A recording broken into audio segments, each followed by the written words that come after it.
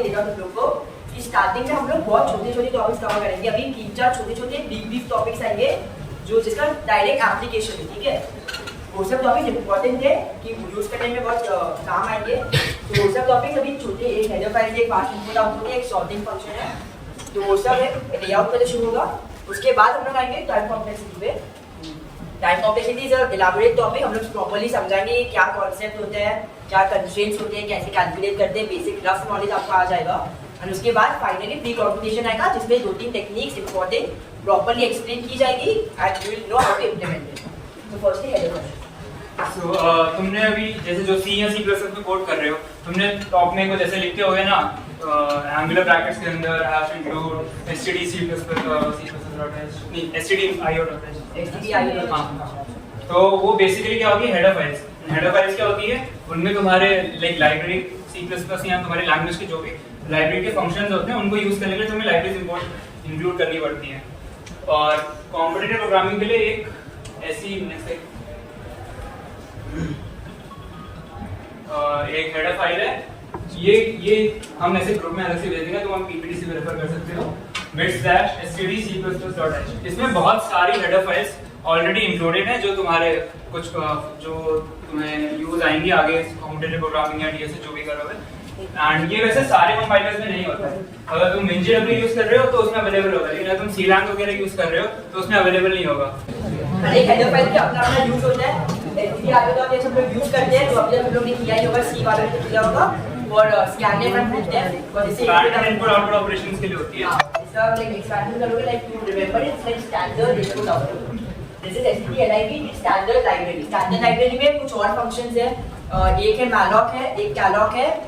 ये सब आपको आएंगे like in the course will learn it for dynamic memory allocation. You will like इस पे भी हम लोग नहीं जा रहे हैं। सो उसमें कुछ फंक्शन डिफाइन है, जैसे like function I think you know, जैसे मेन एक फंक्शन होता है, हम लोगों ने पहले सेशन में बताया था कि main is a function, bracket देते हैं, ब्रैकेट में पैरामीटर्स पास कर सकते हो एंड बाकी अंदर कोड ब्लॉक होता है। अब when you if you have notice something, printf और scanf हम लोग जब यूज करते हैं, what is the format we write it in? We write printf and then we write the bracket. Doesn't it look similar to a function call? Doesn't it look similar to a function call? Well, it actually is a function call. We're actually calling that function printf करके। जो भी C language के developers हैं उन्होंने printf करके एक function बनाया था, ठीक है। उन्होंने फंक्शन को अंदर कोड लिखा, उस कोड से क्या होता है कि जो भी पैरामीटर्स तुम पास करोगे, ये printf के अंदर पास कर दिए हेलो वर्ल्ड, तो उसको टर्मिनल पे प्रिंट कर देगा। वो कोड printf का अंदर का जो कोड है वो हमें लाने की जरूरत नहीं है, वो डेवलपर्स ने लिख के रखा है। अब वो फंक्शन डिफाइंड है, ये वाली हेडर फाइल है। अब हम लोग को वो फंक्शन यूज करना है, बिकॉज़ हम लोग हर बार तो printf के लिए वो प्रॉपर पूरा कोड लिखेंगे नहीं, ऑलरेडी प्री रिटन कोड है, हम लोग को खाली प्रिंट करना है टर्मिनल पे। So what we'll do is we'll include this header file. Once we include this header file, we are already getting access to all the functions which are defined in that header file, right? So printf है, scanf है, और भी बहुत सारे होते हैं, ये तो कॉमन है जो तुम लोग अभी यूज कर रहे हो। So we include this header file, include कर दिए मतलब वो सब फंक्शंस हम लोग अपने प्रोग्राम में यूज कर सकते हैं। इंक्लूड तो नहीं, पहले सेल्फ एक्सप्लेनेटरी बहुत कि इंक्लूड का मतलब क्या होता है। उसके बाद whenever we call that function, whenever we write printf, we are actually calling that function जो उस हेडर फाइल में है, और उस फंक्शन में पैरामीटर पास करें, printf हेलो वर्ल्ड है कि कोई इंटीजर है कि कोई वेरिएबल है या जो भी है, और वो प्रिंट करके वो दे देता है। So this is the basic concept behind header files. अब ये सब है कि ये जो डेवलपर्स है ये पहले से उन्होंने बना के रखे हैं। तुम लोग खुद की भी हेडर फाइल्स बना सकते हो, खुद के फंक्शंस कि कुछ एवरेज का फंक्शन निकालना है, अब उसको तुम बना के एक हेडर फाइल में रखिए। अब हर बार तुम लोग को जब एवरेज निकालना है, तुमको वापस सम करके फिर by total number of observations करने की जरूरत नहीं है, तुम लोगों ने फाइल लिख ली एक बार, तो उसको वापस हम लोग इंक्लूड कर दो। उसको इंक्लूड करने का एक अलग फॉर्मेट होता है जो बाद में सिखाएंगे, जो कोर्स में सिखा देगा। एंड इनके पाइथन वाले आउट ऑफ लूप चल रहे हैं तो उनके लिए होता है इंपोर्ट करके लिखा होगा, import something. So that also means the same. You are basically getting the access of that file in your current program. So that's the rough idea behind header files. So is that clear for everyone? Don't need to do technicality इसमें क्या क्या होता है, just basic understanding ले लो। And bits std++.h it's like a master weapon, ठीक है। So basically एक special file है जिसमें उन्होंने ऑलमोस्ट सब कुछ डाल के रखा है। अभी आगे जाके तुम लोग बहुत कुछ सीखोगे, वेक्टर सीखोगे, सेट सीखोगे, मल्टी सेट सीखोगे, तो उन सब के लिए अगर बेस std++.h तुम लोग यूज नहीं करते हो तो तुम लोग को अपने से हर एक चीज को इंक्लूड करना पड़ेगा। Hashtag include vectors, hashtag include this, hashtag include that. तो वो सब बार बार लिखने से अच्छा है कि एक मास्टर किसी ने बनाया, जिसने भी बनाया उसको थैंक यू बोल देंगे हम लोग, पर किसी ने बना के रखा है जिसमें उन्होंने सब फंक्शन डिफाइन करके रखे हैं जो भी नॉर्मली यूज होते हैं, एंड वो तुम लोग डायरेक्ट इंक्लूड कर दो तो तुम लोग सी इन, सी आउट, स्कैनएफ, प्रिंटएफ, वेक्टर्स है, एसटीएल के बहुत सारे फंक्शंस है, सब यूज कर पाओगे एक के बाद एक इजीली विदाउट एनी कंसर्न कि अरे मैंने इसमें इंक्लूड किया है कि नहीं, वो कंसर्न नहीं रहेगा, सब कुछ एक बार में यूज है। That's the use of base http://.h। तो आज से की थिंग तो वो तुम लोग नोट कर लो। अब ऑब्वियसली जैसे इसने बोला कुछ कंपाइलर्स में वो सपोर्टेड नहीं है, उनके लिए अब थोड़ा टफ वे है, कुछ बाकी कोई जुगाड़ लगा लो या तो इंडिविजुअली इंपोर्ट करनी पड़ती है। हाँ, अगर जो सारी इसमें कंपाइल्ड होती है, जो तुम्हारी हेडर फाइल थी bits/std++, उसमें सारी कंपाइल्ड होती है, लेकिन दूसरे का तुम कोई दूसरा सीलाम वगैरह यूज करो तो उसमें तुम्हें इंडिविजुअली वो हेडर फाइल्स निकालनी पड़ती है। सो मोस्टली सब में सपोर्टेड रहती है, तो ये एक चीज याद रख लो, बहुत काम आएगा, ठीक है, बहुत क्विक हो जाएगा, तुम लोग को टेंशन नहीं रहेगा कि क्या इंक्लूड करना है क्या नहीं, ये डाल दो तो सब इंक्लूड हो गया, और इससे तुम लोग का प्रोग्राम का स्पीड कुछ लो वो नहीं होता, ठीक है। टाइम अब आते फास्ट आ रहे तो फास्ट इनपुट आउटपुट, तो तुम्हें ये पता है क्या कि C++ में तुम स्कैनएफ और प्रिंटएफ यूज कर सकते हो?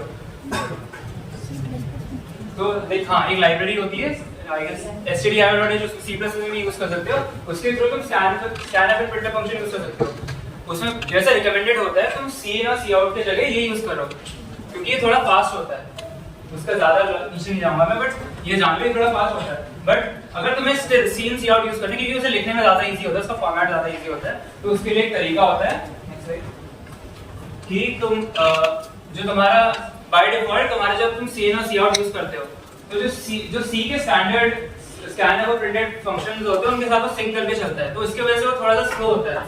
सो उसको ओवरकम करने के लिए हम ये जैसे ये लाइन ऑफ कोड, ये दो लाइन ऑफ कोड लिखते हैं, input output string base sync with stdio false।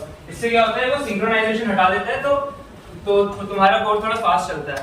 And वैसे कहीं पे इसको यूज करने के थोड़े साइड इफेक्ट्स भी रहते हैं, मतलब कहीं रिकमेंडेड नहीं होता है, वो जहाँ पे यूज आएगा हम वहाँ पे तुम्हें बता देंगे, तो अभी बता देंगे तो याद भी नहीं रहेगा। तो बेसिकली ये भी एक हैक है। सबसे पहला हैक क्या सीखे, सबसे पहला हैक ये सीखे कि एक मास्टर फाइल है जो इंक्लूड कर लो, सब काम इजी हो जाएगा। अब सेकंड हैक क्या सीखे, आई नो थोड़ा C++ सेंट्रिक जा रहा है, बट बिकॉज़ ये सब चीजें C++ में बताने की पाइथन वालों को चले भाई अपना प्रिंट यूज करो, ठीक है। तो इसमें C और C++ का जो दोनों सीख के रखे हैं उनको पता होगा कि एक में स्कैनर प्रिंटएफ होता है और C++ is an extension of C, right. तो ऑलरेडी C के सब फीचर्स C++ में होते हैं और उसमें और एडेड फीचर्स है, इसलिए उसको C++ लाइक उसमें और एडेड फीचर्स है। तो स्कैनर प्रिंटएफ तुम लोग यूज कर ही सकते हो, बट यू ऑल नो कि you have a special input के लिए C in एंड आउटपुट के लिए C out। And personally I think कि ज्यादा इजी रहता है, C in करो, जो एरो डालो, जो प्रिंट करना कर दो, जो इनपुट देना जो ही लो, C out करो, जो एरो डालो, जो प्रिंट करना कर दो। तो C in C out is easier, but it has a downside कि वो कभी-कभी आपके प्रोग्राम को थोड़ा स्लो कर देता है, because it works in sync with the scanf and printf. अब ये इतना टेक्निकल जानने की जरूरत नहीं है, बेसिक आंसर वही है कि अगर आप ये दो लाइन इंक्लूड कर दो तो आपको बेसिकली मिलेगा the convenience of C in and C out and the speed of scanf and printf। Simple, scanf printf fast है, C in C out convenient है। अब दोनों एक में चाहिए तो ये दो लाइन इंक्लूड कर दो, ठीक है। तो तुम लोग को C in C out फिर भी यूज कर पाओगे कि तो इजी सिंटैक्स है और वो फास्ट वर्क करेगा। That's the basic use of those two lines. So that's the second line. So two things, first bits/std://.h, पहली चीज हैक याद रखो।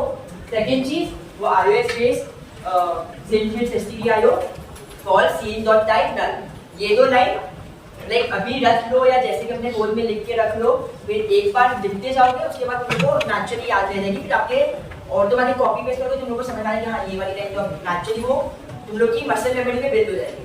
अब इसके समझाया भी कि उसका मतलब क्या है कि iOS इनपुट आउटपुट स्ट्रीम को सिंक करना पॉसिबल है, तो उतना भी याद मत रखो, बेसिक वर्ड याद रखो कि वो दो लाइन इंक्लूड करनी है और उससे आपका कोड फास्ट हो जाएगा, इनपुट आउटपुट फास्ट हो जाएगा with the convenience of the syntax of C in and C out, ठीक है।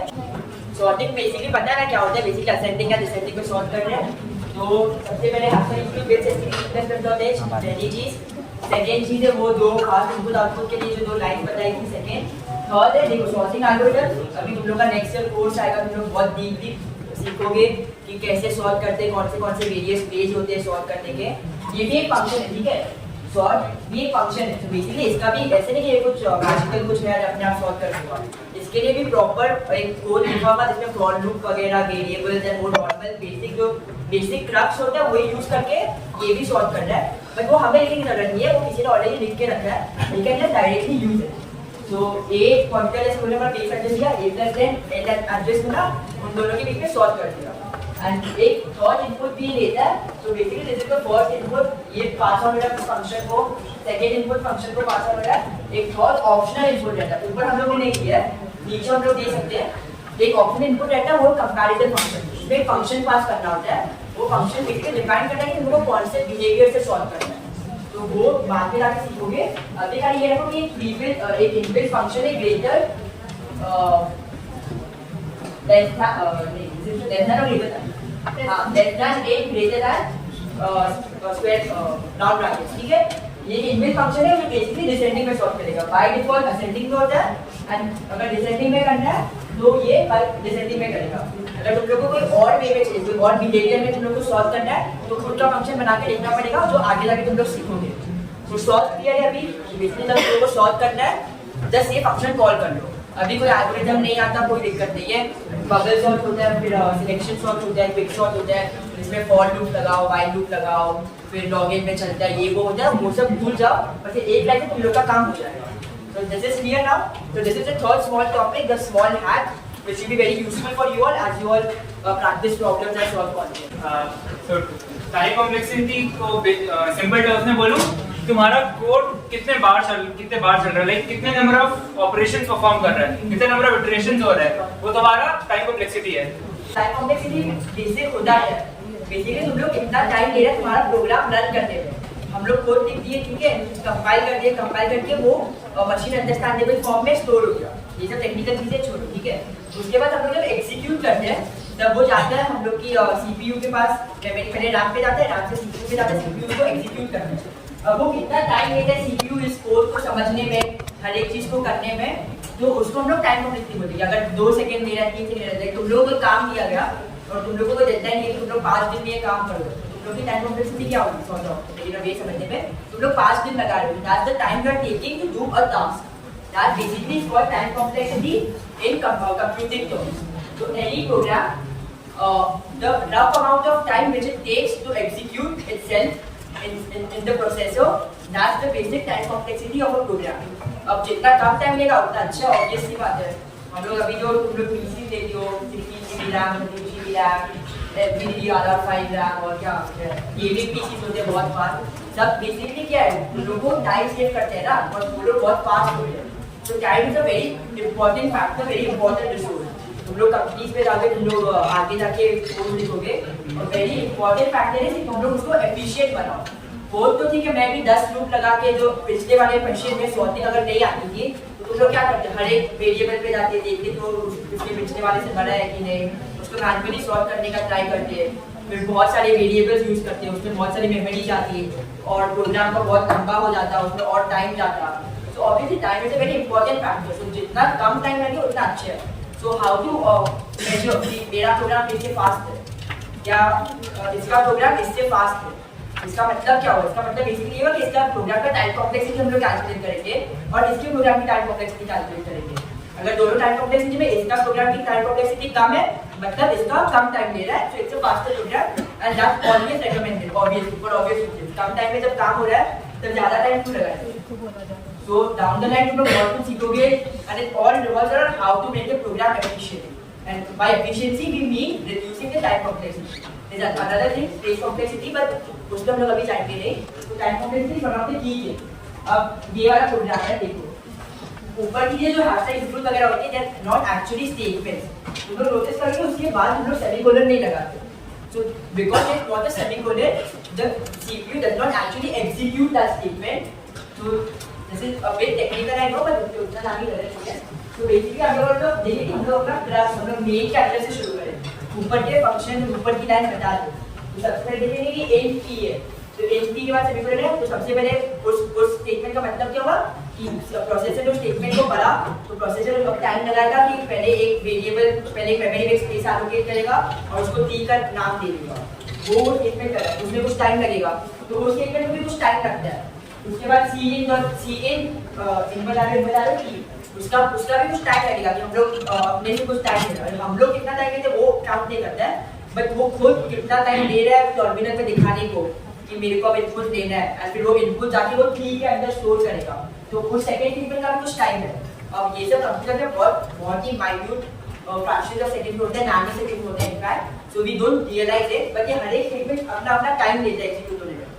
सो इन अ रफ वे हम लोग एचपीएल पे तो आ गए, तो एचपीएल पे हम लोग देखेंगे खाली लूप के अंदर जो एग्जीक्यूट हो रहा है वो एचपीएल टाइम हो रहा है, like we can see that this thing goes from 0 to n। So अगर सपोज n की वैल्यू 3 लेते हैं, सबसे पहले जाते हैं 0 1 2, j की वैल्यू 0 1 2, उसके लिए ये वाला स्टेटमेंट आएगा 3 बार एग्जीक्यूट होगा, तो 1 1 1 हां बनिए 1 1 1 3 बार प्रिंट होगा और 0 1 2 j के लिए, और तब i की वैल्यू 0, n की वैल्यू 3 है, ठीक है। उसके बाद i की वैल्यू 1 होनी है, उसके लिए भी 6 0 से 0 1 2 वापस जाएगा, तो वापस और 3 बार एग्जीक्यूट होगा। उसके बाद i 2 जाएगा, उसके अंदर वापस 6 जाएगा 0 1 2, तो वापस सी आउट 3 बार एग्जीक्यूट होगा, तो 3 3 3 9 बार हो गया। उसके बाद i जाएगा i इक्वल टू 3 पे, अब i is not i less than n की कंडीशन अब सैटिस्फाई नहीं होगी, तो वो लूप के बाहर आ जाएगा। हम लोग का सी आउट कितनी बार 9 बार हुआ, 9 is like the 9th number in a general term we can say, तो basically n squared है, तो हम लोग n की वैल्यू जब हम लोग की 3 थी, तो बेसिकली 3 स्क्वायर है, हम लोग का 9 है जो एग्जीक्यूट हुआ। तो ये general statement we can say that this particular statement executes for n squared times, right? हम लोग बोलोगे कि टाइम कॉम्प्लेक्सिटी कैलकुलेट तो पूरे प्रोग्राम की होनी चाहिए ना, हाँ, तो टाइम कॉम्प्लेक्सिटी कैलकुलेट किए तो पूरे प्रोग्राम में चाहिए, तो इधर का सी आउट का n स्क्वायर हो गया, और ऊपर का जो n है, ऊपर का c n है, उसके नीचे c n c है, a है, उनका हम लोग ऐड क्यों नहीं किए, तो उनका ऐड नहीं करने का reason is because those are constant time functions, so it's all a part of the big O notation, this is called the big O notation. Time complexity हम एक्सप्रेस करते हैं नोटेशन में, it's called the big O notation, so it's a mathematical notation, उसके features वगैरह तुम लोग बाद में पढ़ोगे। तो इस नोटेशन की खासियत क्या है, ये सबसे बड़ा टर्म जो होता है ना, लाइक अगर तुम्हारे पास है 10 5 4 3 1, तो सबसे बड़ा टर्म क्या 10 है, 10 सेकंड वाला सबसे कॉस्टलीएस्ट है, लाइक सबसे ज्यादा टाइम 10 सेकंड लगा रहा है, तो उसके बाद जो बाकी के जो छोटे टर्म्स है ना उसको वो नेग्लेक्ट कर देता है, और उनको रिप्रेजेंट करने के लिए हम लोग बोल देते हैं बिगो लगा देते हैं कि सबसे बड़ा ये है और इसके आसपास का ही टाइम लगेगा हम लोग को, और बाकी के जो टर्म्स है वो बहुत छोटे हैं। तो ये सब जो फंक्शंस है, ऑपरेशंस है, nt cn ये सब कांस्टेंट टाइम है, इनका o of 1 बोलते हैं, मतलब ये एक स्टेटमेंट हुआ, ये एक से मतलब o of 1, ये h स्क्वायर टाइम हुआ, इसका n स्क्वायर हुआ, तो o of 1 जो है 1 मतलब एक ही बार एग्जीक्यूट हो रहा है एंड तुरंत हो जाएगा, तो उसको हम लोग नेग्लेक्ट कर सकते हैं, ठीक है, और उसको नेग्लेक्ट करके हम लोग अकोमोडेट कर देते हैं बिगो, ठीक है। तो हम लोग बिगो में बेसिकली सबसे जो ऑपरेशन सबसे ज्यादा टाइम एग्जीक्यूट हो रहा है, जहाँ पे सबसे ज्यादा टाइम लगेगा हम लोग के प्रोग्राम को, तुम लोग ही बताओ एनटी में ज्यादा टाइम लगेगा कि इस वाले लूप पे एग्जीक्यूट करने में ज्यादा टाइम लगेगा? लूप जो हम लोग का मेन प्रोग्राम का बॉडी है उसको एग्जीक्यूट करने में ज्यादा टाइम लगेगा, तो उसके लिए हम लोग खाली इसको कंसीडर करते हैं, ये सब भी टाइम लगता है but that gets taken care of by the big O notation, so we only consider the critical part, this is called the critical part of the program। उसमें हम लोग का जो एग्जीक्यूशन टाइम है उसका general notation n into n n square होगा इधर, तो ये big O n square हम लोग इस प्रोग्राम का टाइम कॉम्प्लेक्सिटी बताएंगे। So there are many algorithms which run in big O n square times and all, so it's a basic way to write n square is very general term, तो अब इसमें अगर तुम 2 लगा दो तो 2 into 2 4, अगर 7 लगा दो तो 7 7 is 49 वैसे, तो 49 टाइम्स वो क्रिटिकल वाला पार्ट एग्जीक्यूट होगा। And you all must be noticing कि हम लोगों ने खाली कैलकुलेट किया कि सी आउट कितनी बार रन हो रहा है, मतलब ये कैलकुलेट नहीं है कि ये इसके अंदर ये कितनी बार रन हो रहा है, ये कितनी बार रन हो रहा है, और as you are see for loop के अंदर कभी सेमीकोलन लगता है क्या, अनलेस एन एम्प्टी लूप कभी लगता है क्या, इस the semicolon directly comes here, so these are again not like executed like obviously the processor, the compiler checks the condition and everything, the condition check होने तो the semicolon लग गया और ये एक्चुअल में execute होगा, but as a whole this loop we don't consider this because this is just a prelude to executing this, right?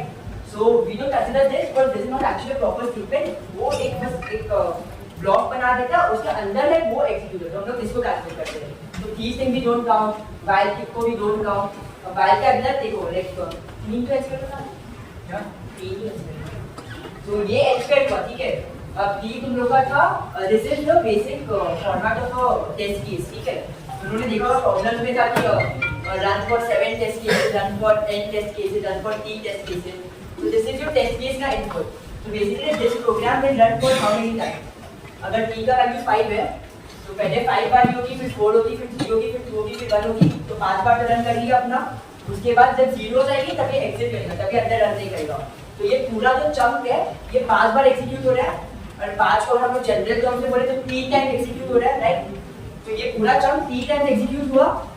अब उस चंक में हर एक चंक में ये n स्क्वायर टाइम हो रहा है, तो टोटल सी कॉम्प्लेक्सिटी क्या होगी t into n स्क्वायर। अगर हम लोग और एक्यूरेटली अगर लिखना चाहें, you can always get more and more accurate with it, ठीक है। So if you want to write it more accurately, you can write it t into n square time. Now again, BEGO का एक खासियत है, we ignore the coefficients. If we treat n square as a main variable, तो t के coefficient हो गया ना t into n square.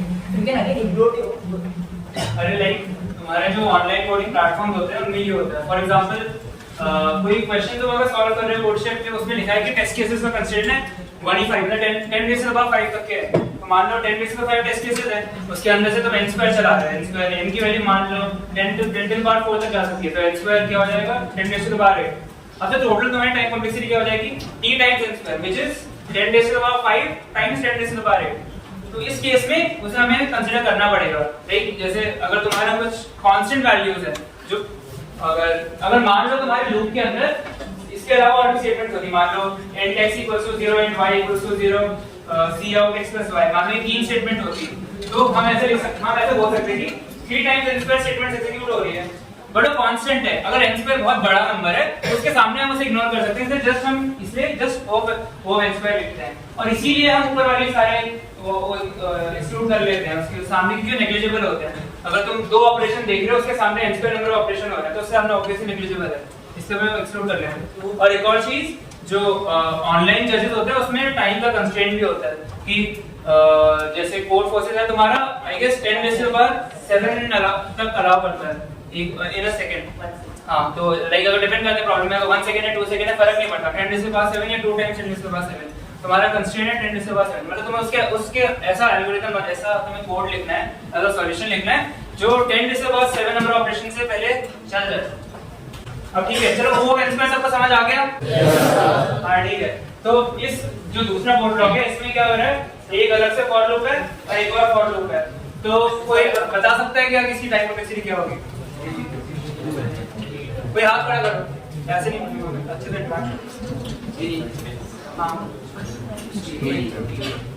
n/t क्यों वो एक हां ठीक है, दो बार n/t से तो उसको तो नहीं कंसीडर करा, और t टाइम्स n तो इसकी टाइम कॉम्प्लेक्सिटी हो जाएगी big of t times n। Like अगर आप लोग बेसिक में जाए तो वापस देखो ये सब निगलेक्ट करते हैं, सिंपल है ये निगलेक्ट करते हैं, और अगेन कांस्टेंट टाइम है इसके आते हैं ये, और हम लोग को ये नंबर नहीं पता, ये बहुत बड़ा नंबर क्यों है, इसको अगर ये i = 1 ही हुआ तो ये एक ही बार चल रहा है, जब राइटिंग दिस tp वाले to writing just this statement, because एक ही बार चल रहा है तो नॉर्मली एक बार लिखो ये फॉर लूप के अंदर लिखो, तब उसको भी निगलेक्ट कर सकते हो। अगर हम लोग को n अभी नहीं पता तो we write in general notation, चलिए तो हम लोग को अभी तक ये सब कांस्टेंट है, सबसे पहले इधर आया ये चल रहा है n टाइम, ठीक है, ये सिंपल लूप है 0 से शुरू हो रहा है और n जब लेस होगा तब तक चलेगा, 0 1 2 3 4 जब n - 1 तक चलेगा that total n number of iterations, right. तो this will run n times, तो ये O ऑफ n हो गया अपना। अब ये देखेंगे ये इसके बाहर है, ये भी इंडिविजुअली अपना n टाइम है, तो ये भी O ऑफ n होगा, तो O of n plus O of n, तो basically if you do meaning 2 into O of n आ गया, right? So the question now is this is 2 into O of n and ये हो रहा है t times, तो t times t से multiply कर दो तो जो आंसर है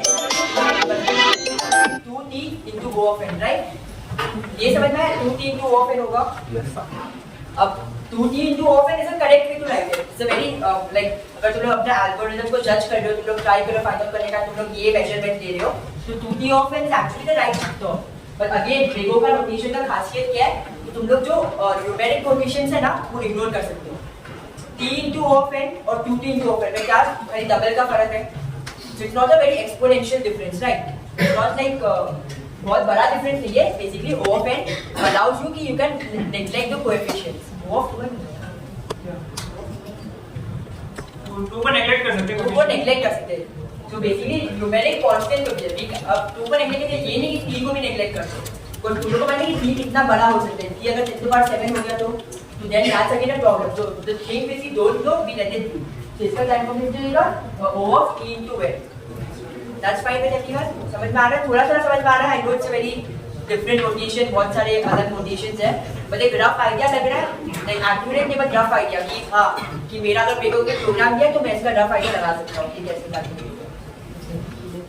लेट अस सपोज कि एक प्रोग्राम है, उस मतलब वो 10 to the power 8 बार चल रहा है, और कोई कंप्यूटर है वो 10 to the power 8 चीजें करने में 1 सेकंड लगाता है, तो 10 to the power 9 चीजें करने में कितना टाइम लगेगा? कितना लगेगा? जोर से 10 ना? चलो ठीक है बढ़िया है. इसमें मेरे को डाउट था, जो बहुत टाइम क्लियर नहीं हुआ था. मैं सोचा था 10 to the power 8 9 में 2 सेकंड लगेगा, और क्यों बता नहीं. यूनिटरी मेथड है भाई, ये तो बेसिक 1 सेकंड का 10 to the power 8 operation 1 second, 10 to the power 9 operation तो 1 by 10 to the power 8 into 10 to the power 9. Unitary method पढ़ेगा भाई, कोई सीबीएसई आईसीएसई को समझ में आता है, 7 8 का बात है, बेसिकली वही है. ठीक है, यूनिटरी मेथड से तुम लोग कैलकुलेट कर सकते हो. तो यूजुअली जैसे दिव्यांश बोला था, ऑनलाइन जज 1 सेकंड में 10 to the power 7 ऑपरेशंस कर सकते हैं. ठीक है, 10 to the power 7 ऑपरेशन मतलब 10 to the power 7 टाइम तुम लोग सी आउट सेट कर रहे हो, 10 to the power 7 time cout 1 cout 1 cout 1 cout execute है. तो वो 10 to the power 7 में 1 सेकंड लाइक इतना फास्ट होता है कंप्यूटर कि एक सेकंड में वो 10 to the power 7 कितना होता है? 10 मिलियन. 10 अबे हाँ, 1 करोड़ 1 करोड़ हाँ 1 करोड़ बार हमारा कंप्यूटर सी आउट कंप्लीट कर देता है 1 सेकंड में. तो ये कंप्यूटर की खासियत है, पता है ये फास्ट होता है, तो 1 सेकंड लगेगा. तो बाकी अगर उससे ज्यादा है तो कितना लगेगा, वो यूनिटरी मेथड है बेसिक तुम लोग लगा सकते हो. ओके सर, ये जो कोड ब्लॉक है तुमने तुम्हारा साइड शेयर है, तो तुम एक समझ कोई गेस रैंडम कोई रफ गेस मार सकता है बिना आगे देखे, बिना साइड का आगे देखे रफ गेस मार सकता है. तेरा जो है इनिशियलाइज तुम कर रहे हो i इक्वल्स टू n और हर इटरेशन में n/2 करते जा रहे हो, तो कोई भी ऐसा रैंडम सा गेस मार के या फिर थोड़ा भी लॉजिकल लग रहा है कुछ बता सकते हैं बिना साइड से देखे. साइड में देखा पक्का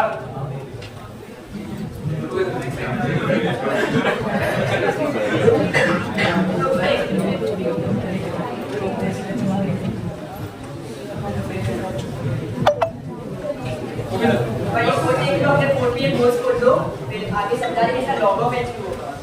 लॉग ऑफ देखिए करना नहीं है, इसलिए भाई ये भी क्लियर करेंगे अब. हां ठीक है. तो इनिशियल वैल्यू तुम्हारी n है, फाइनल वैल्यू तुम्हारी 1 है, और हर इटरेशन में 2 से डिवाइड कर रहा है. तो नेक्स्ट स्लाइड. खोल के रखो. तो n से 1 जा रहा है, तो मान लो तुम x नंबर ऑफ टाइम्स 2 से डिवाइड कर रहे हो, तो उसके लिए तो तुम ऐसे भी लिख सकते हो 2 to the power x is approximately equals to n. तो अगर इतना मैथ आता है तो ये भी समझ जाओ कि दोनों साइड log लोगे, x नीचे आ जाएगा और ये हो जाएगा log n this. तो इसीलिए ये log n टाइम्स चलेगा यार. तो उस कोड की कॉम्प्लेक्सिटी क्या हो जाएगी? of log n. अच्छा ये बताओ, इधर log लिखा है, इस log का बेस क्या है?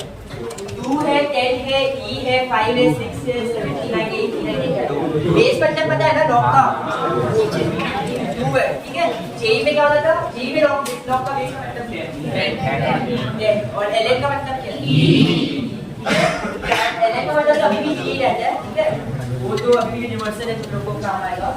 पर अब कंप्यूटर में आगे CSE नहीं भी हो तो CSE EC किसी में भी हो, इंजीनियरिंग टर्म्स में एटलीस्ट फॉर कंप्यूटिंग टर्म्स, अब जब भी लॉग देखो मान लेना कि इट्स बेस 2. ठीक है, डिजिट पर जब बेस 2 भी होता है बाइनरी कंप्यूटर में क्या 0 और 1 के चलता है सब कुछ, सब कैलकुलेशन सब कंप्यूटेशन सब बेस 2 में होगा. ठीक है, तो log unless otherwise specify clarify कर लो, लॉग का होगा 2 बेस. ठीक है, और तो अब जो ये वाला कोड है इसमें आप बताओ, एक बाहर 0 to n लूप लगा है, एक 1 वैल्यू से इंक्रीमेंट कर रहा है, उसके अंदर लूप लगा है, j की वैल्यू 1 से लेके n तक और हर बार 2 से मल्टीप्लाई करता है.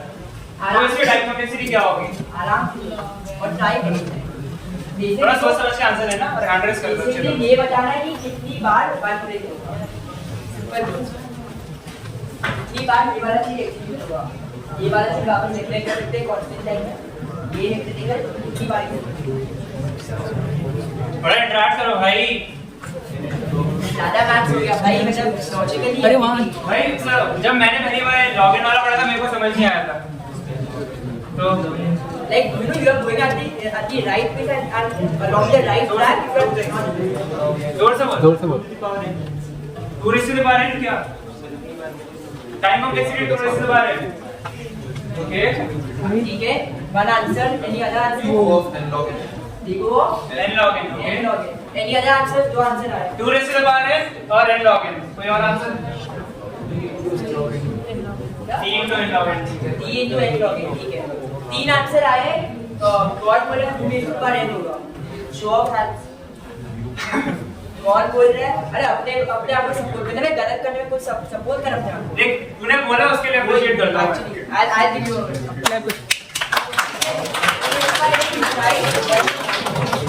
प्रिंसिपल n है बट ये वाला प्रोग्राम प्रिंसिपल n नहीं है इसका करेक्ट आंसर होगा p into n log n ठीक है आपको एक्सप्लेन कर दूं क्यों somebody just said कौन बोल रहा है थोड़ा जोर से बोल सर आई वाला रूम मतलब टाइम चलेगा और भाई मैं बेस में तो जोर से बोल रहा हूं बेस मेरी आवाज नीचे चलो इसके आई वाला रूम टाइम चलेगा वो जो हमारा वो पिछले लॉजिक के हिसाब से लॉगिन टाइम चलेगा इस वजह से चलो ठीक है हाँ तो बाहर वाला जो लूप है वो 0 से n तक हर बार 1 से इंक्रीमेंट हो रहा है तो n टाइम चलेगा उसके अंदर ही एक 2 से मल्टीप्लाई होता जा रहा है तो वो log n बेस 2 का लूप है और बाहर की कोई t का लूप है इसलिए ओवरऑल टाइम कॉम्प्लेक्सिटी हो जाएगी big of t times n log n अच्छा इसका कोड बोलो ठीक है इसके कोड में हम लोग क्या कर रहे हैं मेन ये है y t minus test cases दिए ठीक है तो हम लोग बेसिक करते हैं उसके अंदर सबसे पहले हम लोग क्या एरे का इनपुट दे रहे हैं राइट n वैल्यूज है एरे कितनी है n वैल्यूज है तो हम लोग 0 से लेके n तक का लूप चलाएंगे और हर एक एरे में हर एक इंडेक्स में एक इनपुट देंगे राइट तो वो तुम्हारा पहला लूप हो गया एक क्रिटिकल पाथ हो गया ठीक है वो चल रहा है n टाइम्स और उसके बाद चल रहा है t टाइम्स अच्छा सॉल्व फंक्शन हम लोग जो बता रहे थे इसमें बता रहे थे सॉल्व फंक्शन है वो भी टाइम तो ले ही रहा है ऐसे नहीं कि एक लाइन लिखे तो उसका बस कांस्टेंट टाइम है मैंने क्या बोला कि सॉल्व फंक्शन है वो एक्चुअल में कहीं ना कहीं तो कोड लिखा हुआ है उसका फॉर लूप लगा के वेरिएबल्स यूज करके कंपैरिजन करके पर तुम्हें बताओ सॉर्टिंग जब कर रहे हैं तब बिना कंपैरिजन की सॉर्टिंग हो सकती है क्या नॉट पॉसिबल ठीक है जो बेसिक जो ऑपरेशन जो हो रहे हैं वो हो ही रहे तुम लोग का तुमको बस दिख नहीं रहे वो ठीक है वो सॉर्टिंग फंक्शन के प्रॉपर जो एल्गोरिथम लिखा हुआ है वो तो लिखा हुआ ही है तो सॉर्ट फंक्शन का भी कुछ भले तुम लोग को लगा कि एक ही लाइन लिखी है तुम लोग को लगा कि एक लाइन है तो मतलब O of 1 होगा बट वो O of 1 नहीं है वो सॉर्ट वाले स्टेटमेंट को तुम लोग रिप्लेस कर दो जो पूरा कोड है ना उसके फंक्शन के अंदर का उसे तुम लोग अगर रिप्लेस करोगे तो यू विल सी कि वो वाला जो सॉर्ट फंक्शन का टाइम कॉम्प्लेक्सिटी रहता है n log n है ना उसका n स्क्वायर भी होता है उसका n स्क्वायर भी होता है कुछ से इंप्लीमेंट करोगे n स्क्वायर आएगा वर्स्ट केस बेस्ट केस में जाता है बट एवरेज टाइम में n log n ठीक है मोस्ट ऑफ द टाइम जो सॉर्ट फंक्शन है like this is just a normal thing you can take a note of कि सॉल्व फंक्शन को सिखा दिए उसका टाइम लगता है n log n ठीक है तो अभी हम लोग के पास क्या होगा एक का फॉर लूप जिसमें एरे का इनपुट दे रहे वो चल रहा है n टाइम्स उसके नीचे उसके अंदर तो है नहीं अगर उसके अंदर सॉल्व करते तो फिर n into n log n हो जाता बट वो फॉर लूप खत्म हो जाता उसके बाद हम लोग लिख रहे हैं सॉल्व फंक्शन है ना तो सॉल्व फंक्शन का कितना टाइम लगता है n log n उसके नीचे हम लोग मेरे में कांस्टेंट ऑपरेशन देख रहे हैं उसके नीचे खाली हम लोग एरे एक एक्सेस कर रहे हैं फिर -1 कर रहे हैं फिर प्रिंट कर रहे हैं वो सब कांस्टेंट तीन अलग-अलग ऑपरेशन हो गए तो उनको हम लोग नेगलेक्ट कर लेंगे अब ये बताओ एक फॉर लूप हो गया O of n का एक सॉल्व फंक्शन हो गया n log n का कौन सा ज्यादा बड़ा है बेसिक मैथ कौन सा ज्यादा बड़ा होना चाहिए दो ही है आइदर राइट और रॉन्ग यस एक O of n एक O of n ऑपरेशन है मतलब एक स्टेटमेंट है O of n टाइम ले रहा है और एक स्टेटमेंट है O of n log n time ले रहा है n into log n कौन सा ज्यादा टाइम ले रहा है मतलब ज्यादा बड़ा नंबर कौन सा n log n इसको डाउट है इसमें n log n is always greater than n ठीक है तो इधर हम लोग को दो मिले एक तो O of n मिला और एक O of n log n मिला अब तुम लोग वो एग्जांपल पे जाओ जहाँ पे हम लोग दो लूप दिखाए थे फॉर लूप एक for loop O of n चल रहा था दूसरा फॉर लूप भी O of n चल रहा था तो 2 into O of n हो गया तो हम लोग ने एक ही कंसीडर किया और दोनों सिमिलर है तो कोई भी एक बड़ा वाला कंसीडर कर लो इधर दोनों इक्वल है O of n कोई भी O of n हम लोग कंसीडर करेंगे इधर एक O of n log n है और एक O of n है कौन सा वाला इंक्लूड होगा बता दो कौन सा वाला हम लोग कंसीडर करेंगे n log n तो हम लोग का इसका टाइम कॉम्प्लेक्सिटी क्या हो गया, t टाइम टेस्ट केसेस चल रहे हैं, t into n log n। अब हम लोग t की वैल्यू हमने तो मैक्सिमम क्या दी है 100, n की वैल्यू क्या दी है 100 और log n 100 का मैक्सिमम वैल्यू क्या होगा अराउंड 6 और 7 के बीच में होगा, ठीक है। तो क्या हम लोग का टोटल टाइम कॉम्प्लेक्सिटी कितना हो गया 10 to the power 2 मैक्सिमम, हम लोग मैक्सिमम ले रहे हैं और वर्स्ट केस चेक करना है ना हम लोग को, तो वर्स्ट केस हम ले रहे हैं टाइम कॉम्प्लेक्सिटी इसका t into n log n, इसमें किसको डाउट है, लाइक बेसिक अगर कोड लिखा भी नहीं है हम लोग ने एक्सप्लेन किया ना, एक एरे का इनपुट ले रहे हैं ओ ऑफ n, उसको निग्लेक्ट कर देंगे और उससे ज्यादा कॉस्टली ऑपरेशन हम लोग रन कर रहे हैं, उससे ज्यादा बड़ा ऑपरेशन जो सॉर्टिंग वाला है वो n log n दे रहा है, तो हम लोग उसको करते हैं। तो वो हम लोग का जो क्रिटिकल पार्ट है उसमें n log n है और वो t टाइम्स चल रहा है, t into n log n। अब t into n log n में वैल्यू को प्लेस कर दो मैक्सिमम वाली 10 to the power 2 हो गया t का, n का हो गया 10 to the power 2, तो t into n हो गया 10 to the power 4 और log n का क्योंकि इधर n की वैल्यू 100 है मैक्सिमम, तो log n की वैल्यू बेस 2 है 6 और 7 के बीच में होगी 6.5 पकड़ लो, ठीक है। 6.5 से भी थोड़ी ऊपर ही होगी बट 6.5 रफली पकड़ लो। टोटल क्या होगा t into n into n log n का value 10 to the power 4 into 6.5, ठीक है। So that's way less than 10 to the power 7, 6.5 into 10 to the power 4 कितना 65,000 जितना कुछ हुआ, जबकि तुम लोग का computer and online just process 1 crore 1 crore operation तुम लोग का 65,000 ऑपरेशन रन करा रहे एक सेकंड में, तुम लोग का बहुत ही इजीली ये चल जाएगा, ठीक है। सो तुम लोग को बेसिक आइडिया आया टाइम कॉम्प्लेक्सिटी का कैसे यूज करना है। इधर तो बहुत छोटे नंबर दिए, ठीक है, इधर बहुत छोटे नंबर दिए तो it's not a concern, but you will get 10 to the power 5 test cases है एंड n की वैल्यू 10 to the power 6 तक जा रही है, तब कैसे करोगे 10 की पावर 12 चला जाती है, donation okay, but 10 to the power 2 तक जा रहा है, 10 to the power 5 तक जा रहा है, ठीक है। तो 3 to n पे 10 to the power 7 खत्म हो गया, तो फिर जो log n की वैल्यू है वो तो फिर और ज्यादा टाइम लेगी, तो फिर हम लोग को बेसिकली टाइम कॉम्प्लेक्सिटी हम लोग को ये सब चीज में हेल्प करेगा। जस्ट कहने में कि हम लोग जो एल्गोरिथम लिख रहे हैं, हम लोग दो फॉर लूप लगा रहे हैं नेस्टेड वाली जिसमें n स्क्वायर लग रहा है, पर वो टाइम कॉम्प्लेक्सिटी में फिर नहीं आ रहा है, तो इवन तो logically it will work, okay, logically it will work, but it's not the most efficient method possible, so you can't write that code and you can't write it in that algorithm, so time complexity will help you judge that way कि which algorithm to use so that it becomes as efficient as possible, right? So that's the basic theory of time complexity। जैसे अभी हम लोगों ने calculate किया, अब बैठ के हर एक प्रोग्राम के पहले मैथ्स लाइक पेपर और कैलकुलेटर लेके बैठ के कैलकुलेट की जरूरत नहीं है कि इसका एग्जैक्ट टाइम कॉम्प्लेक्सिटी क्या है, एग्जैक्ट कोई नहीं बता सकता, ठीक है। एग्जैक्ट 10 मिलीसेकंड देगा कि 7.3 नैनोसेकंड देगा कि 6.2 नैनोसेकंड देगा, एग्जैक्ट नहीं, बट ऐसा हम लोग जैसे रफली अभी वर्बली कैलकुलेट कर लिए लाइक मुंह पे किए ना, ऐसे कुछ ऐसे बहुत कॉम्प्लेक्स मैथ्स तो लगा नहीं, n log n उठाया, e उठाया, दोनों को मल्टीप्लाई किया, मैक्सिमम वैल्यू डाली और एक रफ आइडिया लग गया कि 65,000 के आसपास आ रहा है, तो ये तो बहुत ही सेफ है, ये हम लोग का डर मर जाएगा। So this is how, like, as you keep on solving problems and build this instinct, कि कभी भी कोई कोड लिखने बैठोगे उसके पहले मेंटली तुम लोग चेक कर लेना कि ये मेरा टाइम कॉम्प्लेक्सिटी मैच तो कर देगा ना, 10^7 से कम तो हो जाएगा ना, so that will help you, ठीक है। So now I know time complexity अभी भी थोड़ा भारी लग रहा होगा कि एग्जैक्ट ये वेगो क्या होता है, कैसे करना है। अच्छा सुनो, एक जब आगे बढ़ने से पहले एक क्वेश्चन मैथ्स का सिंपल। सपोज एक क्वेश्चन तुम्हें गिवन है जिसमें n की मैक्सिमम वैल्यू जा सकती है 10⁻16 तक और तुम्हारा ऑनलाइन जस्ट के कंस्ट्रेंट है 1 सेकंड का और मैक्सिमम 10⁻7 ऑपरेशन रन कर सकता है। तुम्हारे पास दो एल्गोरिथम है, पहला जो O ऑफ log n में करेगा, दूसरा जो O of square root of n में करेगा, तो तुम कौन सा प्रेफर करोगे? कोई एक्सप्लेन कर सकता है? देखें तो 10 लेगा और लॉगिन भी 10 जब 2 ले देखा जाए ऐसा बड़ी वैल्यू के लॉगिन की कुछ वैल्यू आएगी और कोडिंग में बड़ी लाइक बेसिकली एक ग्राफ आइडिया ले लो, एक ऑर्डर बता देता हूँ, like don't need to memorize it because by the time you keep on solving problems तुम लोग को इंस्टिंक्टिवली समझ में आ जाएगा, बट सबसे कम टाइम पॉसिबल है log n का, log n फिर रूट n, उसके बाद आता है n o ऑफ n, उसके बाद आता है n log n, उसके बाद आते हैं n square, n cube, n to the power 4, n to the power 5 और सबसे लास्ट में आता है exponential 2 to the power n वाले। वो तो भाई वो एल्गोरिथम दिखे तो बस छोड़ ही दो, नहीं उनका भी काम होता है बट तुम्हें बाद में पता चलेगा। हाँ but like those are like the most time taking one and सबसे कम टाइम पॉसिबल है log n in computing algorithm and जो भी पॉसिबल है O of 1 basic time complexity का यूज बता दिया ना आकाश सर ने कि कैसे हम लोग एक सिंपल प्रॉब्लम देखा, उसमें भी we are actually in a way calculating हम लोग का टाइम में फिट आएगा, So that's the main reason of time complexity. बहुत ज़्यादा important topic है time complexity. आगे जाओगे algorithms पढ़ोगे, specific algorithms, तुम लोग खुद को निकालने में ज़्यादा fluency भी आ जाएगी, and will be able to understand कि how much time will my algorithm take, and will eventually learn how to write the most efficient codes.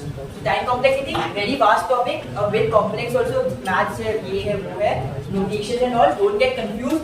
बस stick to the basics. सबसे कॉस्टली टाइप ऑपरेशन उठाना है जो critical part है, और जो test case अगर लग रहा है तो टेस्ट केस से मल्टीप्लाई कर देना है, ठीक है? सिंपल। कुछ भी इसमें डाउट्स है टाइम कॉम्प्लेक्सिटी में? कुछ भी डाउट्स बेसिक, मतलब ज़्यादा डिटेल में मत जाओ, बस एक रफ आइडिया दे दो। डाउट्स है? ठीक है, तो टाइम कॉम्प्लेक्सिटी एक मेजर पार्ट था।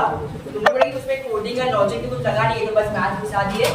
बस ठीक है, अब हम लोग कोडिंग वाले पार्ट पे आ रहे हैं, pre competition techniques. So pre-computation techniques, like what does the word pre-computation tell you? Pre-computation में तुम लोगों को क्या समझ में आता है? Like English आज है, English vocabulary word, तुम लोगों को pre-computation से क्या समझ में आता है? Anyone? Pre-compute करना मतलब क्या? पहले से compute करके रखो। मतलब pre मतलब before, compute मतलब calculate करना या compute करना। So pre-computation basically means कि कुछ भी हम लोगों को रिक्वायर है कोई प्रॉब्लम है, वो हम लोग के पास पहले से रेडी है। जब भी हम लोग को चाहिए हम लोग तुरंत इसको रिजल्ट कर देंगे। तो दैट्स व्हाट प्री-कॉम्पिटिशन मींस। अब ये कहाँ पे रखती है, कैसे रखती है, हम प्री-कॉम्पिटिशन का यूज अभी आज के सेशन में मेनली आरए में करेंगे। आरए में भी आज हम दो उसके इम्प्लीमेंटेशन सीखेंगे। पहला है हैशिंग। हैशिंग में हम बेसिकली क्या करते हैं, हैशिंग इज लाइक डिक्शनरी में जैसे तुम्हारा होता है, कोई भी डिक्शनरी है किसी पर्टिकुलर वर्ड के करस्पॉन्डिंग मीनिंग होती है, तो वैसे हैशिंग में तुम किसी करस्पॉन्डिंग इंडेक्स या वैल्यू पे तुम कोई की के करस्पॉन्डिंग वैल्यू स्टोर कर सकते हो। फॉर एग्जांपल एरे में तुम और एरे में तुम हैशिंग कैसे कर सकते हो? तो बस एरे का तुम्हारा कोई गिवन इंडेक्स है, लेट्स से मान लो कि एरे में कोई इंडेक्स है, उसके करस्पॉन्डिंग में वैल्यू स्टोर करनी है। जैसे तुमने 10 साइज का एरे लिया, तुम्हें किसी क्वेश्चन में 7 नंबर के करस्पॉन्डिंग वैल्यू शो करनी है, तो एरे के 7th इंडेक्स पे वो स्टोर कर रहे हो। डिपेंडिंग अपॉन 0 बेस इंडेक्सिंग कर रहे हो, 1 बेस इंडेक्सिंग कर रहे हो, तो वो उसके अकॉर्डिंग देख लेना। बट अगर तुम्हें जैसे 2 के करस्पॉन्डिंग में स्टोर करना है तो वहां वो उस इंडेक्स पे स्टोर कर लो। 5 के करस्पॉन्डिंग में स्टोर करना है तो 5th इंडेक्स पे स्टोर कर लो।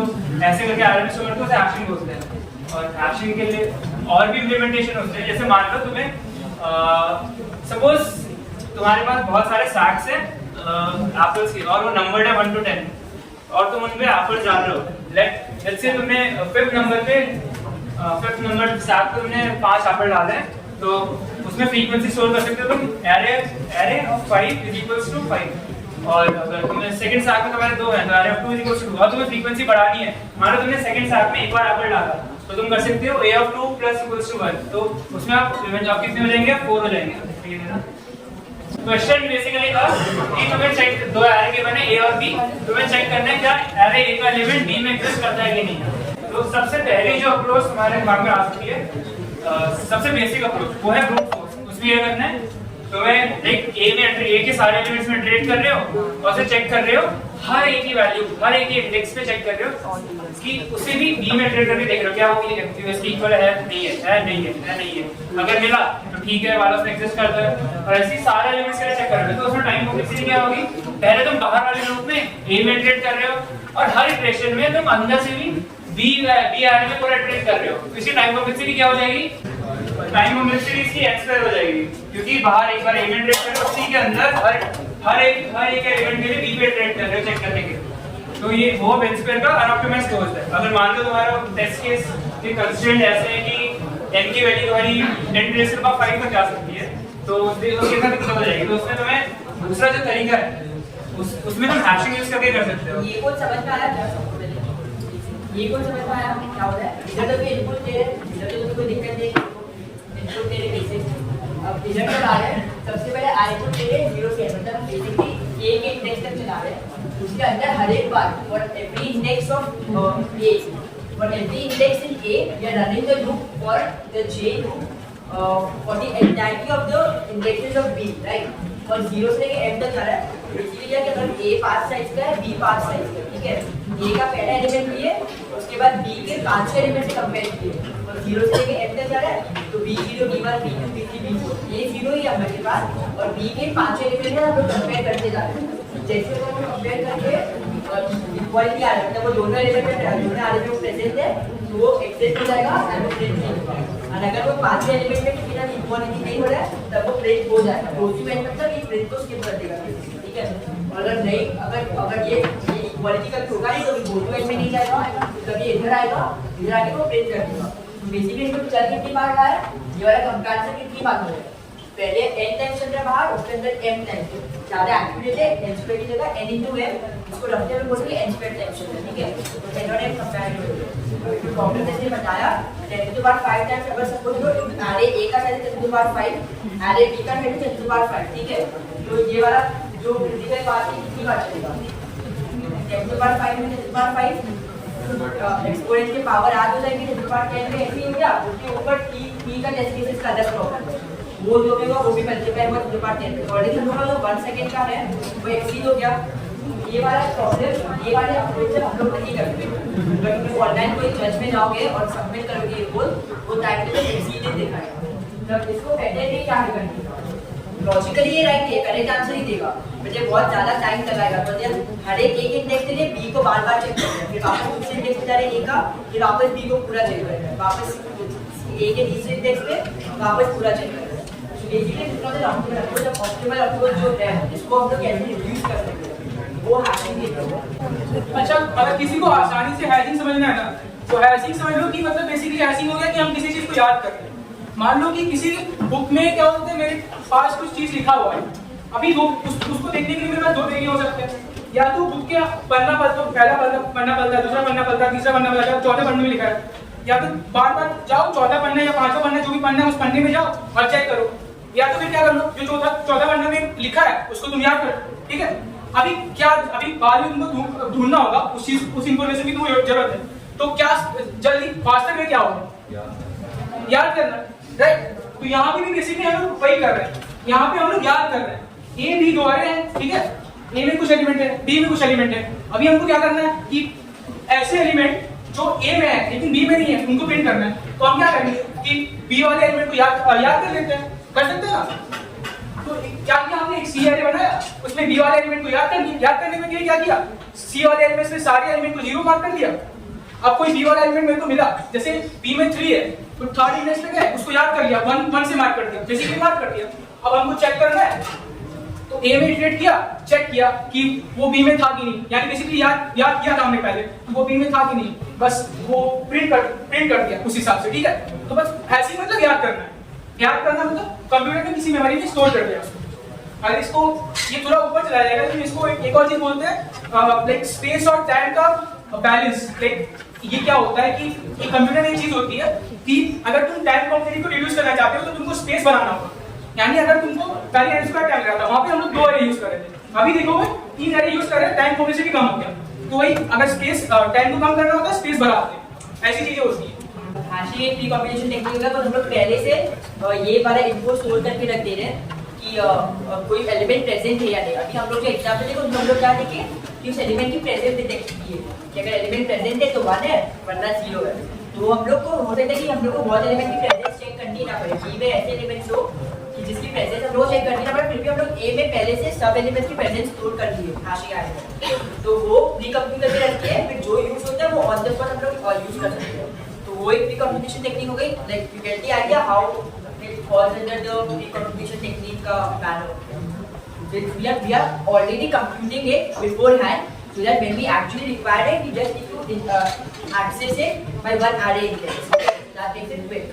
So even though we don't require कि हम लोग को जैसे A में B में जैसे एलिमेंट है 6 करके, B में एलिमेंट है 5 6 7, बट A में है 5 6 7 8 9, हम लोग कभी 8 9 10 की प्रेजेंस चेक करने का मौका ही नहीं मिलेगा, बस B में खाली 5 6 7 है, फिर भी हम लोग उसकी प्रेजेंस भी पहले से स्टोर करके रख दिए। But even though it is a space like Akash said, but the time complexity हम लोग का रिड्यूस करने में हेल्प कर रहा है, फिर हम लोग को कुछ भी चेक करना पड़ेगा, इंडेक्स बना लिया हम लोग, फिर 5 6 7 आएगी, बी की आरे की वैल्यूज चेंज हो जाए, कुछ भी चेक करना पड़े हम लोग तुरंत चेक कर लेंगे एक बार में वो हैशिंग आरे के इंडेक्स से। अब ये टेक्निक हो गई हैशिंग की प्री कॉम्पिटिशन में, बहुत पहले से हम लोग स्टोर करके पहले। सेकंड टेक्निक है प्रीफिक्स सम। प्रीफिक्स सम पे लाइक कोडिंग वाले बात पे आने से पहले like I need 2 volunteers, कोई भी काट लो। I give you 5 numbers, देखो तो खाली सम करके, ठीक है। numbers are 6, 9, भाई सामने आ जा, सामने आ जा, सामने आ जा, सामने आ जा। 6, 9, 5, 4, 1.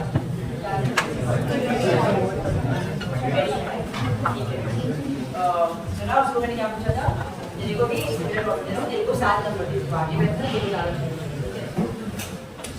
ये नंबर है 6, 9, 5, 4, 1, 2, 3.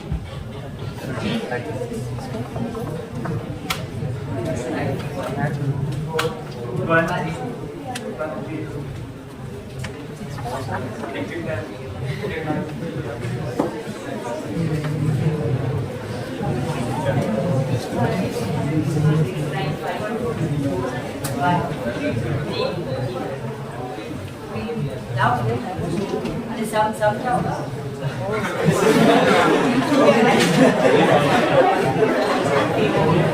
6, 9, 5 plus 4, 30. इससे हम क्या समझे? इसमें टाइम लगाया बस। एक तो ये थोड़े सोना हो गया थोड़ा, अब मैं वापस एक और मेरे को चाहिए, ठीक है? वापस उसका समझा, ठीक है? उसके बाद ये पूछूंगा, मैं भी देखो सम करके दूंगा, खड़ा हो जाए। वापस देखो सेम नंबर 6, 9, 5, 4, 1. ये बात मुझे 6, 9, 5, 4, 1. ये बात नंबर का सम 25, ठीक है? सुना? अब ये को दे रहा हूँ 7 नंबर का, ठीक है?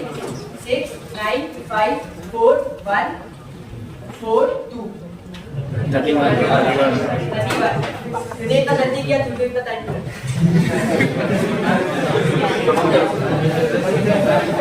एक बेसिक आइडिया लगा, तूने 31 जल्दी कैसे किया?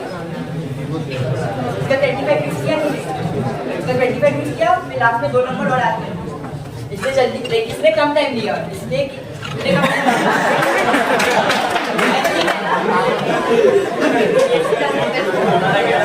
चलो ठीक है। ठीक है? कम टाइम इसमें लिया तूने, और जो दूसरी बार जिसने आंसर किया उसको भी मैंने 7 नंबर दिए, इसको भी मैंने 7 नंबर दिए, और उसको मैंने सेम नंबर दिए थे। उसने पहले कैलकुलेट किया, फिर इसने वापस पूरा शुरुआत से किया, तो इसको ज्यादा टाइम लगा। सेकेंड टाइम मैंने जब उसको वापस सेम चीज नंबर दिए, पहले 5 नंबर सेम दिए, ठीक है? उसके बाद मैंने इसको वापस कैलकुलेट करवाया, तो इसने बहुत ही तुरंत आंसर दे दिया, और he used the answer which he gave and then he added the last 2 numbers. So he actually used which was already computed. उसने already compute करके रखा था 25 तक, तो उसने उसको यूज किया, and then उसमें उसको जो भी रिक्वायरमेंट थी आगे और 2 नंबर ऐड करने की, उसने वो फुलफिल करके आंसर दे दिया. So what does this tell us? This is also sort of like एक पैनल आ गया, प्री कॉम्पिटिशन था, उसका कॉम्पिटिशन जो उसने पहले से करके रखा, उसने इसको यूज किया, एंड उसको यूज करके उसने अपना आंसर ज्यादा फास्ट दिया, टाइम कॉम्प्लेक्सिटी अपनी कम कर दी, है ना? इसने अपनी टाइम कॉम्प्लेक्सिटी कम कर दी, फटाफट आंसर दिया. This in coding terms is called prefix sum. The phenomenon in which we can implement this, where we already know the sum of the range of certain numbers, we already know the sum for it. तो हम लोग को फिर उसमें उससे बड़ी range, उससे बड़ी तो नहीं, मतलब जो मैक्सिमम रेंज है पूरे कंटिन्यूअस हम लोग को सम नंबर की सम पता है, एक के बाद एक के बाद एक. फिर उससे कुछ छोटी रेंज है, उससे कुछ बड़ी रेंज की नंबर से हम कैलकुलेट कर रहे हैं, तो हम लोग को वापस हर एक को सम करने की जरूरत नहीं है. We can already take what is already calculated and उससे हम लोग मॉडिफाई करके अपने रिक्वायरमेंट्स के हिसाब से आंसर दे सकते हैं, जिससे हम लोग का बहुत फास्ट होगा. बस एक बार हम लोग ने कंप्यूट कर लिया सब, उसके बाद हम लोग को जैसे मॉडिफाई करना है, 2 नंबर ऐड कर रहे हैं, 2 फटाफट ऐड कर दिए. मैं किसी को 10 नंबर दूं, पहले 5 नंबर सेम है, उसमें और 5 ऐड कर दिए. तो बेसिकली इसका मतलब implement this in terms of the coding like programming syntax में. तो जो मैंने नंबर दिए उसको मैंने एरे में स्टोर कर दिया, एक के बाद एक. सपोज मैंने 10 नंबर दिए, 1 2 3 4 5 6 7 8 9 10, ये एक एरे में मैंने स्टोर कर दिए 10 साइज के एरे में. अब मेरे को कैलकुलेट करना है कि सेकंड से फोर्थ इंडेक्स का सम क्या है. एक तो वे है कि हम लोग को 5-6 इंडेक्सेस की रेंज दी है और उसमें सम कैलकुलेट करना है. सबसे पहले कैलकुलेट करेंगे 1 से लेकर 5th रेंज का सम क्या है, फिर कैलकुलेट करना 1 से लेकर 6th रेंज का सम क्या है, फिर कैलकुलेट करना 1 से लेकर 7th इंडेक्स का सम क्या है. तो एक तो वे है कि स्टार्टिंग से कैलकुलेट करते रहो, जो पहले स्पेसिफाई नहीं किया था, कि एक बार कैलकुलेट किया 1 से 5 तक, फिर वापस 1 से 6 तक, फिर वापस 1 से 7 तक, शुरुआत से वापस कर देंगे.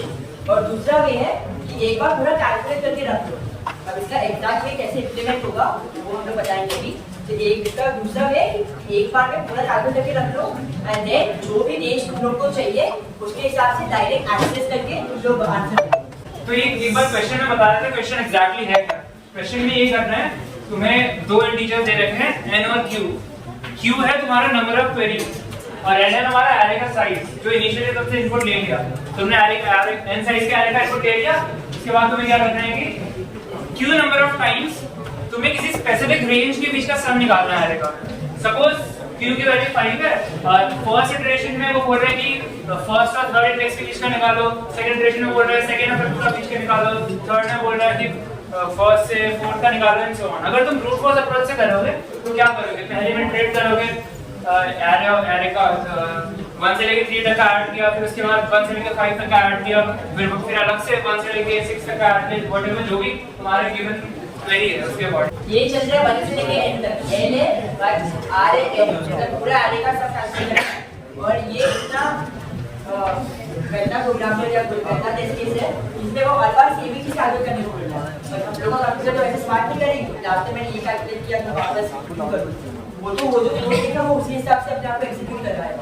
जो 1 से लेके n तक को एग्जीक्यूट कर रहा है वो q टाइम हो रहा है, जैसे टाइम कॉम्प्लेक्सिटी क्या होता है q into n, q की वैल्यू बहुत पॉसिबल चांसेस है q is basically like a test case. Identify exact system query because ये पूरे क्वेरी के बाद में टेस्ट केस लगा सकते हैं, फिर वो बहुत ज्यादा complex t into q into n हो जाएगा। बस अभी वो टेस्ट केस नहीं, अभी भी हमें सिंपल आ रहे हैं एंड उसका हम लोग को l से r q क्वेरी के लिए कैलकुलेट करना है। तो q 10 के बाद 5 तक जा सकते हैं, l से r मतलब 1 to n हम लोग वर्स्ट केस में बोलते थे कि 1 से लेके 5 तक ही बोला और हम लोग को सब कुछ बोला है 1 से लेके 10 के बाद 3 साइज के आ रहे हैं, 1000 साइज के आ रहे हैं, 1 से लेके 1000 हर बार करना है। तो ये 1000 into q में 10 के बाद 5 तो 10 के बाद 8 ऐसे ही हो गया एंड 1000 तो बहुत कम छोटा सा है, लेकिन आगे का टाइम दे देते 10 के बाद 5 तक दे देंगे, कोई भी अच्छी प्रॉब्लम है, ठीक है। तो ये तो अब चलेगा नहीं। तो now what can we do, what he did, what the second person did. He already used what was already computed so that we can reduce the time complexity and make our code more efficient. तो उसको हम लोग prefix sum की technique बोलेंगे। तो prefix sum का होता क्या है? Like before we go into the code on the next slide, the technique is जो इनपुट दिया है वो इनपुट को एक array में स्टोर कर दिया सबसे पहले, ठीक है।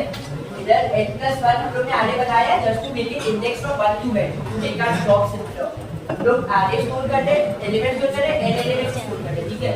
we are not storing more elements, we are storing n elements only and n+1 है ताकि इंडेक्सिंग हम लोग का n तक जा सके और जो 0 पोजीशन पे जो है उसमें एम्प्टी रहेगा उसमें 0 रहेगा, ठीक है। ऊपर के so now we have a array, दो साइज का array मतलब जितना हम लोग के एलिमेंट्स है 1 to n उतने ही साइज का हम लोग एक दूसरा array बनाएंगे, उसको prefix sum बोल देंगे या कुछ भी नाम दे देंगे, ठीक है। prefix नाम का एक array बना दिए, prefix नाम का array का साइज या तो मतलब prefix नाम के array में स्टोर होके तुम्हारे n एलिमेंट्स ही, तो उसमें जो n एलिमेंट्स का बना सकते हो, ठीक है। तो n एलिमेंट्स का बना सकते हो या बट बहुत हम लोग को इंडेक्सिंग थोड़ा इजी चाहिए, अपने लिए थोड़ा काम इजी करना है, तो 1 बेस इंडेक्सिंग ज़्यादा डिस्टेंस के लिए हम लोग को याद आता है ना 0 बेस में, जो n+1 तक का हम लोग सेम साइज का एक दूसरा array बना देंगे। अब क्या करेंगे जो दूसरा array है उसमें हम लोग पहले एलिमेंट का सम लेंगे, ठीक है। दूसरा एलिमेंट का जो इंडेक्स है ना that will tell us how many elements का sum will be stored in that position. So for example suppose हम लोग के पास पांच एलिमेंट की array है 1 2 3 4 5 हम लोग की इनपुट array है जो ओरिजिनल a array है, हम लोग एक दूसरा prefix sum का array बनाए b का सेम साइज का, ठीक है। अब कोरेस्पॉन्ड इसका इंडेक्स नंबर 1 है कि इसका इंडेक्स नंबर 0 है देखो नहीं करता, वो फर्क नहीं पड़ता। हम लोग अभी जो प्रीवियस प्रॉब्लम देखो उसमें हम लोग n+1 को बनाया था और 1 से सोचना शुरू किए थे, तो इधर प्रॉब्लम ये एटलीस्ट 0 रहेगा, तो that's not a big issue. तो हम लोग ये हम लोग का prefix sum array बोलते हैं, ठीक है। इसको जो b है ना, अब prefix sum array में if you can notice the pattern और इसमें क्या करते हैं हम लोग सबसे पहले पहले सम का सम लेंगे। अब सम में अभी तो पहले कोई एलिमेंट हम लोग के आए नहीं है, खाली 3 तक आया तो 3 इधर डिस्प्ले स्टोर कर दिया, ठीक है, फर्स्ट पोजीशन। अब सेकंड पोजीशन पे जाइए और ये array स्टार्टिंग में खाली है, ये जो इनपुट है a का इनपुट हम लोग को यूजर से मिल गया, अब b हम लोग को बनाना है खुद से। b बनाएंगे कैसे, सबसे पहला एलिमेंट लेंगे उसको एज इट इज हम लोग को सिमिलर कोरेस्पॉन्डिंग इंडेक्स, अगर इसका इंडेक्स 1 है तो इसका इंडेक्स भी 1 ही रखना, वरना हम लोग कंफ्यूजन हो जाएगा एक्सेस करने। तो सेम इंडेक्स कॉरेस्पॉन्डिंग इंडेक्स में प्रीफिक्स सब क्या है वो पहले एलिमेंट में एज इट इज स्टोर कर दो, तो उसके साथ हम लोगों ने कुछ इंडेक्स ऐड किया नहीं। उसके बाद सेकंड इंडेक्स में जब आएंगे या फिर एम्प्टी है, ठीक है, सेकंड इंडेक्स मतलब क्या है कि second index in the original आए उधर तक के जितना समय वो हम इसमें स्टोर करेंगे। तो 3+2 क्या होता है 5, वो हम लोग इसमें स्टोर करेंगे। ऐसे थोड़ा आगे देखोगे थर्ड इंडेक्स ये एम्प्टी होगा, सबसे पहले हम लोग फिल करेंगे एम्प्टी होगा, इसमें हम लोग क्या स्टोर करेंगे इधर से लेके इधर, मतलब इसका कॉरेस्पॉन्डिंग जो थर्ड इंडेक्स है स्टार्टिंग से लेके उधर तक का सम हम लोग उसमें स्टोर करेंगे, ठीक है। तो उसका हम लोग 4 + 2 + 3 9। अब तुम लोग सोचो कि इसमें तो ओफ एक्सप्लेन कर रहे हैं, हम लोग हमेशा हर एक इंडेक्स पे जा रहे हैं और शुरुआत से लेकर उधर तक ऐड कर रहे हैं, बट नहीं, जब मार्क्स अपने हम लोग स्टार्टिंग से शुरू कर रहे हैं और एक ऐड करते जा रहे हैं और ऐसे पूरा करता जाता है। तो एक सिंगल ओफ एन का लूप चलेगा जिसमें साइज ऑफ दिस आ रहा है, ठीक है, और एक सम नाम का एक वेरिएबल ले लीजिए, तो उसमें एक टेंपरेरी वेरिएबल जिसका इनिशियल चलेगा 0 से। अब सबसे पहले एलिमेंट का है ये दोनों की साइज से है ना, तो 1 से लेके n तक चल रहा है तुम्हारा लूप। अब सम में सबसे पहले a of 0 a of 1 है, ठीक है, a of 1 हम लोग सम में ऐड कर दिए और सम में वो 3 स्टोर हो गया और उसको हम लोग b of 1 में स्टोर कर दिए, ठीक है। उसके बाद नेक्स्ट लूप में हम लोग वापस जब 5 कैलकुलेट कर रहे हैं तो हम लोग वापस 3+2 नहीं कर रहे, हम लोग खाली जो 2 आया नेक्स्ट एलिमेंट उसको खाली ऐड कर दे रहे हैं। वो नेक्स्ट लूप में सम में तो ऑलरेडी 3 तक का स्टोर है, अब सम में जाएंगे और उसमें सम में ही नेक्स्ट एलिमेंट ऐड कर देंगे, तो 3+2 5, फिर सम की जो वैल्यू है वो b में डाल देंगे। उसके बाद जब नेक्स्ट में जाएंगे तब हम लोग ऑलरेडी 5 तक सम में स्टोर है, ठीक है, ये बोल देखो तो और क्लियर हो जाएगा, बट सम में हम लोग ऑलरेडी 5 तक स्टोर है। उसके बाद जो नेक्स्ट एलिमेंट आया सॉलिडिनेशन में ये वाला एलिमेंट आया, ये डाला था, तो 5+4 9 हो गया, 9 हम लोग फिर ये वाले स्टोर करेंगे, ऐसे करके if you observe 4 + 3 + 2 9 इधर स्टोर होगा, 9 + 5 14 इधर 14 इधर तक का सब है, 40 + 1 15 इधर स्टोर होगा, 3 + 1 16 इधर स्टोर होगा, 15 + 5 21 इधर स्टोर होगा, इधर तक का सब 21 22 24, तो ऐसे इधर तक ये स्टोर कर दिया। अब तुम लोग सोचोगे कि ये तो सर खाली का ग्रुप वाला कि 1 से लेके फर्स्ट 2 एलिमेंट्स का या फर्स्ट 5 एलिमेंट्स का बोलेंगे तभी ये काम का है, तो इधर 14 का मतलब क्या है, स्टार्टिंग से लेके 4th इंडेक्स तक का सम है। तुम लोग बोलोगे कि अच्छा इसमें तो हम लोग जो वैल्यू स्टोर किए हैं उससे तो हम लोग खाली वही कंडीशन में कैलकुलेट कर पाएंगे पहले से, तो हम लोग को स्टार्टिंग पोजीशन 1 दी हो और एंडिंग पोजीशन कुछ भी हो, बट नहीं, अगर तुम लोग एक बार ये करके रख दो उसके बाद तुम लोग कोई भी इंडेक्स कोई भी रेंज में से कैलकुलेट कर सकते हो, ठीक है। तो इधर एक अच्छा सा एग्जांपल दिया हुआ है, लेफ्ट है राइट है 6 1 2 3, देखो एरर आ रही है, हां, तो हम लोग को करना है 3 + 4 + 5 सॉरी 3 + 4 + 5 तक हम लोग को ये सब कैलकुलेट करना है। हम लोग का n है 3 r है 6 5 + 4 9 10 + 1 11, हम लोग का आंसर 11 चाहिए, राइट। अब हम लोग के पास मीटिंग सब में क्या होता है, हम लोग के पास इधर स्टोर है 16 स्टोर है which is the sum of index 6 index 7 index 4 index 3 plus इसमें और दो इंडेक्स स्टोर है। अब ये जो दो इंडेक्स सॉरी 16 तक का अपने पास सम है, 16 का हम लोग का स्टोर है इंडेक्स 6 इंडेक्स 4 इंडेक्स 3 2 और 1, मेरा 1 से लेके 6 पूरा स्टोर है।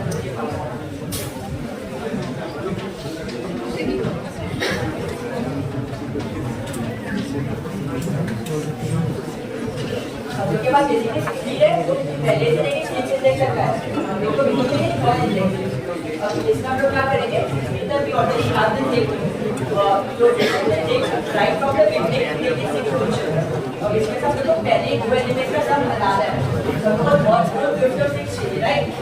तो पहले दो एलिमेंट का सम हटा रहा है, पहले दो एलिमेंट का सम हम लोग पास करेगा ये सेकंड पोजीशन, तो हम लोग ये देखो कैलकुलेट करना है, हम लोग बेसिकली क्या करते हैं ये वाला इंडेक्स में इंडेक्स बनाएंगे और ये इंडेक्स में डालेंगे, ये इंडेक्स का जो ये दोनों को माइनस हमारा ऑलरेडी आंसर है 3 - 5 इसमें ऐसा 11 हो जाए, वेरीफाई करना है 4 + 5 9, ये सॉल्यूशन है फर्स्ट 4 + 5 9 9 + 1 10 10 + 1 11, लेकिन इसका आंसर भी एक्चुअली रिक्वायर्ड है, इसकी डायरेक्टली आंसर ये क्वेश्चन है, ये इंडेक्स में जो नंबर कोड है वो हम लोग उठाए, जो और क्वेश्चन है उसमें एक बार पे आप लोग को जो नंबर मिला उसको उठाए और दोनों को माइनस करा 3 - 5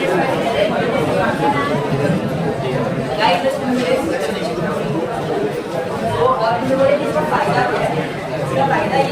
now when we need to calculate from n to 1, then हम लोग इसमें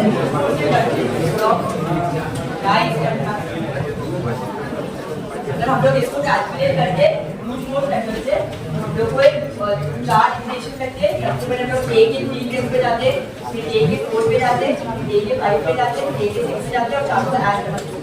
अब वो इसमें लगा हम लोग को चार इक्वेशन और जब हम लोग को 1000 या 10000 टाइम देंगे तो 20000 टाइम हम लोग को ऑपरेशन लगेगा। तो 10,000 टाइम हम लोग को सेम चीज करना पड़ेगा, सारे का हम लोग 4 बार चला सेम चीज हम लोग को इमेज सबसे करना है। हम लोग ऑलरेडी एक बार कैलकुलेट करके रखिए ये आगे हम लोग के पास हो जाए ये आगे बनाने हम लोग को n टाइम होगा, ठीक है। जब तक वो n टाइम होगा जब n continue calculate from any place to any place from any part in this any other place हम लोग को बस वो इंडेक्स चाहिए। हम देखो हम लोग वाले आईडेंटिटी का वैल्यू चाहिए ग्लोबल इंडेक्स -1 इवन हमारी ग्लोबल इंडेक्स जो भी है हमको ये वाला एलिमेंट हम लोग को अपने सम में चाहिए, तो ये वाला नहीं चाहिए, ये और इसके पहले वाला। तो ग्लोबल इंडेक्स -1 को जो एलिमेंट होगा इसमें सब में वो स्टोर करेगा इसका और इसका सब डिफरेंस होगा सब। तो ग्लोबल इंडेक्स -1 का जो इंडेक्स हम लोग को एलिमेंट मिलेगा उसको हम लोग माइनस कर देंगे ऐड देंगे ताकि बेसिकली रिवर्स में this इन चारों का that basically policy defined equation are तो अगर हम लोग को बेसिक अगर पहले से कैलकुलेट करके रखेंगे तो ये चीज मिलेगा आपको कितना लगेगा वैसे एक्सिस के एरे इंडेक्स है तो कांस्टेंट टाइम ऑपरेशन हो गया और हमारी क्वेरी का 10,000 बार चल रही है हर एक टाइम हम लोग का एक ही ऑपरेशन चला रहे हैं ना, एक ही ऑपरेशन चला रहे हैं 10,000 टाइम इसको बात करें तो basically your time operation is reduced by log. Now this is like for smaller number और अगर हमारा कंपटीशन एंड टाइम में जैसे हमारा 10⁵ होगा तो उसमें तुम लोग का 10⁵ नहीं रहेगा। अगर तुम लोग ये वाला पैटर्न यूज करेंगे इस वाले आगे को बनाने में पड़ेगा 10⁵ O ऑफ n लगा, उसके बाद क्वेरी सॉल्व करने पड़ेगा O ऑफ n तो हर एक में कांस्टेंट है तो O of n is coming to O of n but you can guess you can write O of n तो कैलकुलेट है O ऑफ n पे O ऑफ n क्या एक बार कोई देख लो योर कोड पे मैंने शेयर्ड या लिमिटेड बाद में देख सकते हो। अभी के लिए ऐसा कि मतलब आप प्लान किए थे